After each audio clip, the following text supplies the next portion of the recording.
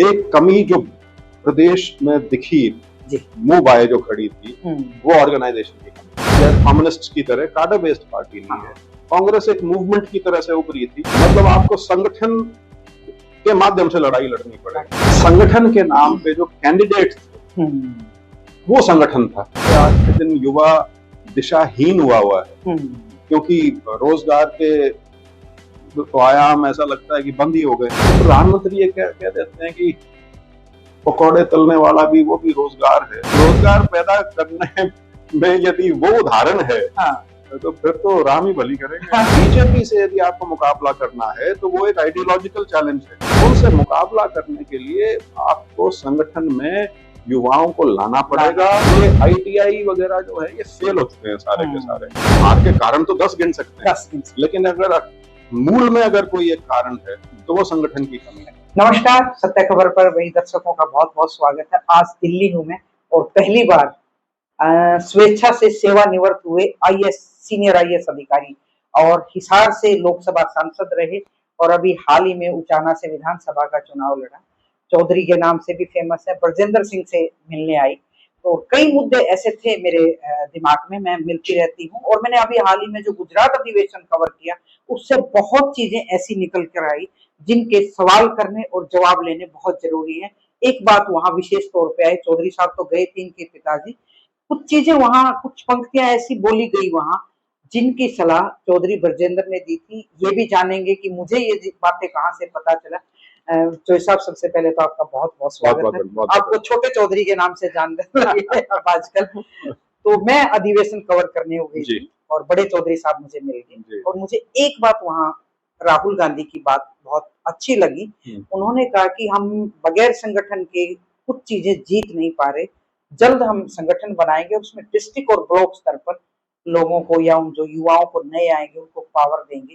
तो उसके बाद हरियाणा में एक मैसेज है, बहुत युवा इस बात के लिए कतार में भी है और इंतजार भी कर रहे हैं। मैं आपसे इस बात पे देखिए, इस चीज का ना सिर्फ एहसास होना बल्कि उसके ऊपर काम करना, ये अपने आप में एक बहुत बड़ी बात है। क्योंकि कांग्रेस जो है एक बहुत पुरानी और बहुत बड़ी पार्टी है, देशव्यापी है। हम आम बोलचाल में भले ही किसी भी बड़े बदलाव को बड़ी सहजता से बात कर सकें, लेकिन किसी भी इतनी बड़ी ऑर्गेनाइजेशन में बड़े बदलाव इतनी आसानी से हो नहीं पाते, क्योंकि बहुत चीजें हैं, अलग अलग फैक्टर्स हैं। लेकिन ऑर्गेनाइजेशन की कमी, उसका एहसास होना और उसके ऊपर काम करने के लिए एक योजनाबद्ध तरीके से आगे बढ़ना, ये अपने आप में एक बहुत बड़ी चीज है। आप हरियाणा का उदाहरण ही ले लें। मेरा तो ये मानना है कि ईवीएम एक अलग मुद्दा है, उसको हम साथ में रख दें, वो हमारी पार्टी की एक लाइन है और एक वो लंबी लड़ाई है, वो उसे पता है कि तुरंत तौर पे कुछ नहीं होगा उसमें। लेकिन एक कमी जो प्रदेश में दिखी, मुंह बाय जो खड़ी थी, वो ऑर्गेनाइजेशन की कमी थी। और उसका बड़ा नुकसान हुआ हमें चुनाव में, क्योंकि जो माहौल था प्रदेश में वो पूरा कांग्रेस के पक्ष का था। लेकिन शायद ऑर्गेनाइजेशन की कमी की वजह से हम वो एक नतीजा जो आना चाहिए था वो नहीं आया। और ये सिर्फ हरियाणा नहीं, ये प्रदेश दर प्रदेश की बात है। हरियाणा तो एक ग्लेयरिंग एग्जांपल इसलिए है क्योंकि 11-12 साल से यहाँ पे स्टेट लेवल के नीचे डिस्ट्रिक्ट, कॉन्स्टिट्यूएंसी, ब्लॉक लेवल पे कोई संगठन है ही नहीं। लेकिन और भी कई ऐसे प्रदेश हैं जहाँ पे संगठन नहीं है, या संगठन है भी तो वो बड़ी ढुलमुल अवस्था में है। और उसका एक कारण भी शायद ये रहा है क्योंकि कांग्रेस अनलाइक बीजेपी कार्डर बेस्ड पार्टी नहीं है, या कम्युनिस्ट की तरह कार्डर बेस्ड पार्टी नहीं है। कांग्रेस एक मूवमेंट की तरह से उभरी थी और इसलिए उसमें जो उसके जो नेतृत्व है उसका, या नेता लोग जो हैं, उनकी एक बहुत अहम भूमिका रहती है। उनके साथ जो लोग आते हैं, पार्टी का स्वरूप उसी अनुसार वो बनता जाता है। लेकिन अब बीजेपी ने जो चैलेंज अब पूरे देश में प्रस्तुत किया है कांग्रेस के सामने पिछले 10-12 साल में, उसका मुकाबला अब आपको संगठनात्मक तौर पे मजबूती करके ही किया जाएगा। वो पहले वाला सिस्टम जो था उसका शायद समय अब लद गया है, प्रारूप चेंज करना पड़ेगा। हाँ, मतलब आपको संगठन के माध्यम से लड़ाई लड़नी पड़ेगी। सिर्फ नेताओं के भरोसे और उनके साथ जो लोग हैं उनके भरोसे उसको उस योजनाबद्ध तरीके से नहीं लड़ा जा सकता। उसका रीजन यही है, हरियाणा में जो चुनाव हुआ, मैं बहुत जगह जाती हूँ, अब भी एक नैरेटिव बनाया गया है या बना हुआ है मुझे नहीं पता, एक बात आती है कि बाबू बेटा ने नाश कर दिया, और ये मैंने कई नेताओं से पूछी, तो उसमें कहीं ना कहीं संगठन नहीं था, किसी दूसरे व्यक्ति की नहीं चली, और अब लोग है ना ये कह रहे हैं कि भाई हम कहाँ जाए। नहीं देखिए, किसी व्यक्ति विशेष की बात करने की तो आवश्यकता नहीं है, क्योंकि इसमें भी कोई संदेह नहीं कि कांग्रेस को 10 साल जो विपक्ष में रही उसमें उसका स्थान बनाए रखने में भी इन लोगों का हाथ रहा है। जो आज भी एक सशक्त पार्टी के रूप में कांग्रेस हरियाणा में है। हाँ, लेकिन ये जरूर है कि संगठन के नाम पे जो कैंडिडेट थे वो संगठन था। और हर जगह कैंडिडेट्स की संख्या आपको पता ही है कितनी थी। बिल्कुल। तो जिसको पार्टी का टिकट मिल गया वो तो कांग्रेस ही रह गया, जिसको नहीं मिला वो या तो उदासीन होकर घर बैठ गया या बहुत से लोग खुले रूप से विरोध में आए। बहुत से ऐसे थे जो कैंडिडेट बने, आजाद उम्मीदवार लड़े या किसी और छोटी पार्टी से लड़े। तो संगठन यदि हो तो हर आदमी को कहीं बैठने की एक जगह होती है। बैठने से मेरा मतलब वही है कि आप बहुत बड़ी संख्या में लोगों को अकोमोडेट कर पाते हो। बिल्कुल। और उसमें फिर कोई जरूरी नहीं कि हर आदमी अपने आप को कैंडिडेट मान के ही चले। बिल्कुल। तो अभी लेकिन क्योंकि हालात ये थे कि संगठन था नहीं, जो स्वयं उम्मीदवार थे वही संगठन था, तो वो इलेक्शन के टाइम में वो चीज जो थी वो उजागर होगी, सामने उधड़ गई वो एक हिसाब से, और उसका हमें नुकसान हुआ, बहुत नुकसान।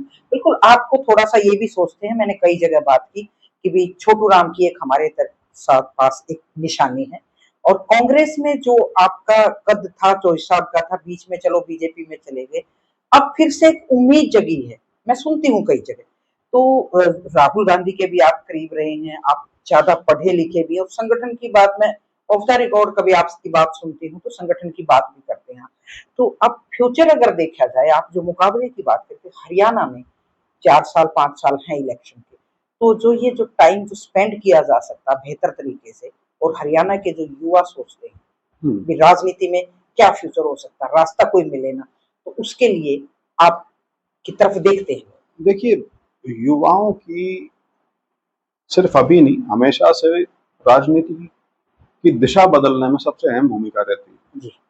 जो पूरा 1977 में जब कांग्रेस का तख्ता पलटा गया, वो भी सारी उसकी जो शुरुआत थी वो एक बड़े सादे से स्टूडेंट एजिटेशन से शुरू हुई थी गुजरात से जी। नवनिर्माण मूवमेंट के नाम से फिर वो फैलती चली गई, और उसके बाद बहुत बड़ा स्वरूप उसका हो गया जी।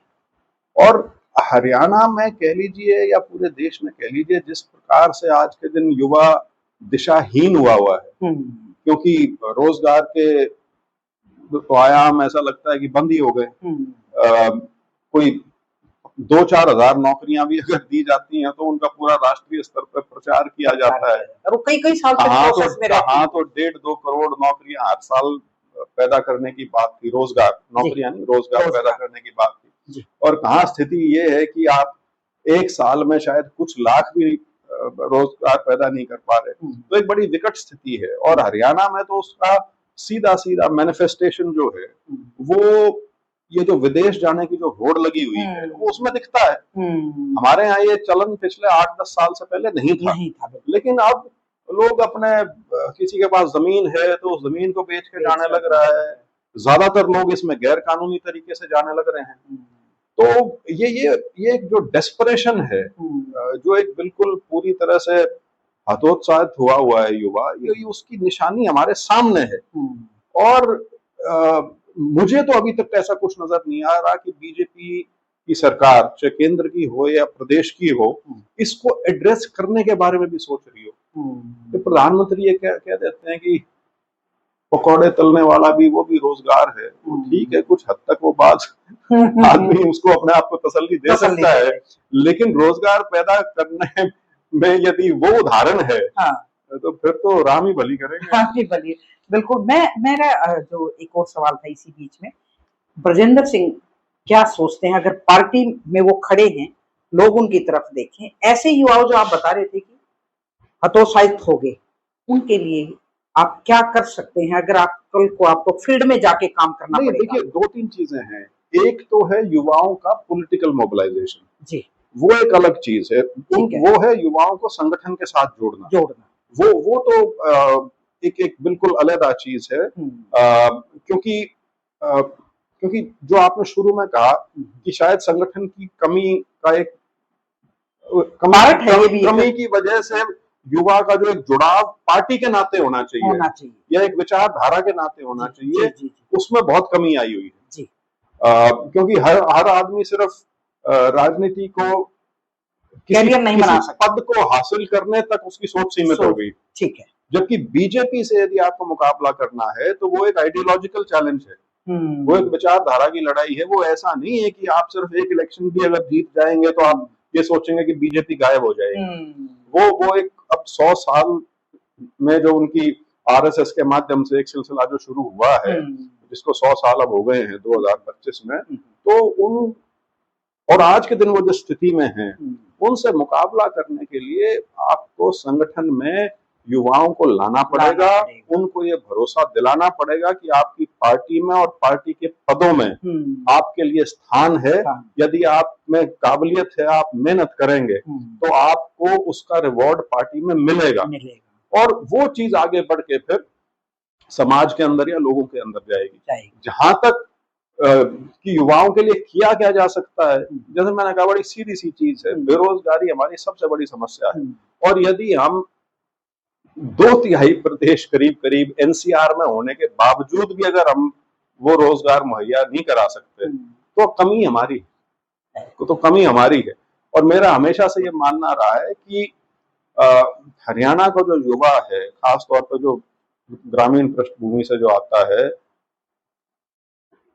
जब तक साइंस और अंग्रेजी इनको जब तक ढंग से नहीं पकड़ेंगे, इस रेस में हम हर साल पीछे ही पीछे होते जाने लग रहे हैं।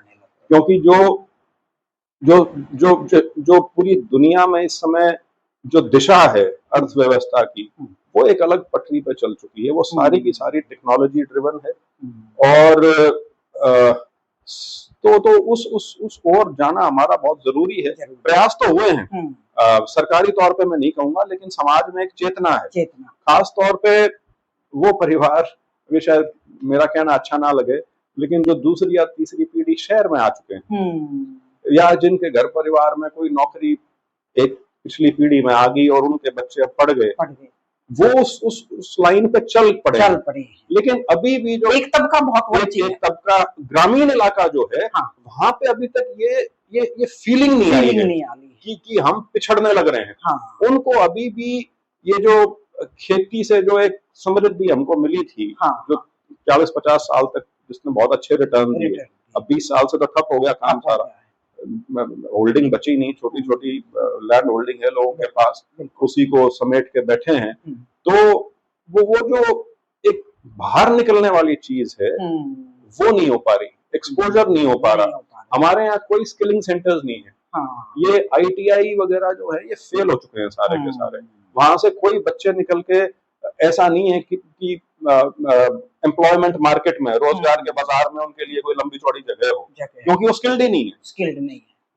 भले ही वो डिप्लोमा लिए घूम रहे हैं, लेकिन अगर आप उनको वाकई टेस्ट कराएंगे मशीन पे तो फर्जीवाड़ा लगता है सारा का सारा। तो उस तरह की चीजें हैं। तो आपको क्लस्टर्स बनाने पड़ेंगे जहां पे आप बच्चों को उस नाते ट्रेन कर सकें, वोकेशनल ट्रेनिंग जहां पे जिस पे एम्फेसिस हो।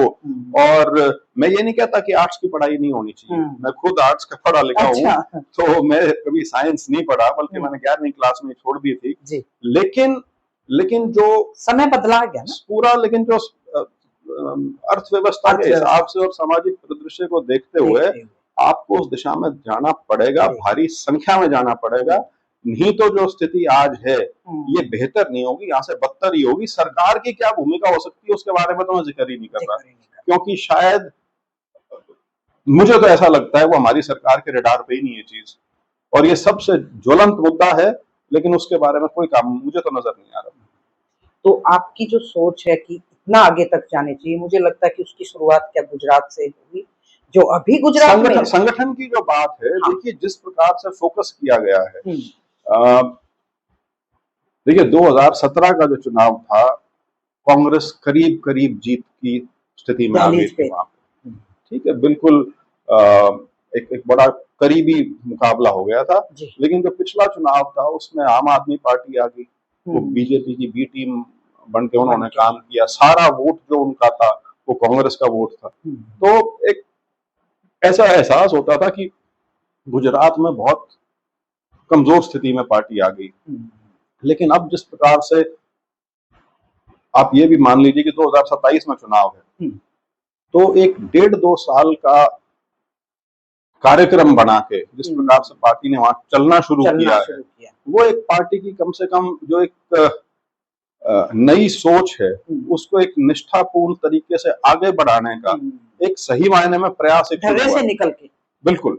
और ये और उसमें एम्फेसिस सारा वही है कि जिला स्तर और उसके नीचे कि उसके ऊपर आप जोर डालें, वहां पे आप पार्टी को मजबूत करें, वहां नए लोगों को लाएं, या जो अपने पुराने लोग हैं उनको एक नए ढंग से संगठित करके यदि आगे चलेंगे तो वो, क्योंकि देखिए डेमोक्रेसी का असूल है, लोगों में नाराजगी होती है, एंटी इनकम्बेंसी होती है, लेकिन उसको आप जब तक आपके पास संगठन नहीं है उसको आप भुना नहीं पाते।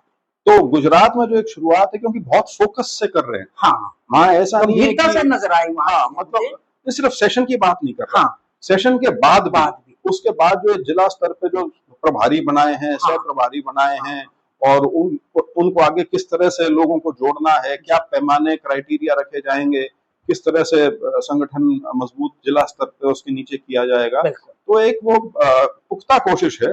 और अगर अगले 1.5-1 साल उस पर काम किया गया तो नतीजा जरूर आएगा। आपकी भी है थोड़ी बहुत भूमिका भी इस लेवल पे जो काम चल रहा है, या कोई नहीं, गुजरात वाले नहीं, गुजरात की कुल मिला के अगर ये सब चेंज हो रहा है तो दिल्ली में बैठ के तय तो किया जाएगा ना, क्या आप वो तो देखिए, ये मुझे तो ऐसा लगता है कि ये पूरा मॉडल जो है पार्टी करीब करीब सारे देश में इसको लागू करना चाहिए, क्योंकि शुरुआत वहां से हो गई है, क्योंकि सेशन भी वहां हुआ था, तो एक उसकी अहमियत अपने आप बढ़ जाती है। लेकिन मैं तो अपने प्रदेश की बात करूंगा कि असली तैयार जो प्रदेश है, जहाँ खासतौर पर पिछले इलेक्शन के नतीजों की वजह से एक ही चीज सामने आई है। आप हार के कारण तो 10 गिन सकते हैं, लेकिन अगर मूल में अगर कोई एक कारण है तो वो संगठन की कमी है।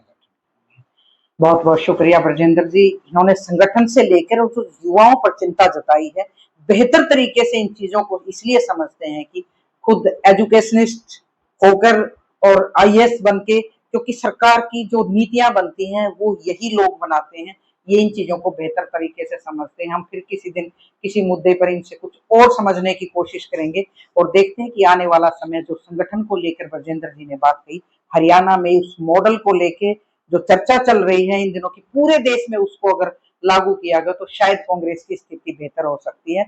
बहुत बहुत शुक्रिया। दिल्ली से सारिका की रिपोर्ट। नमस्कार। सत्य खबर, सत्य, सटीक, बेबाक।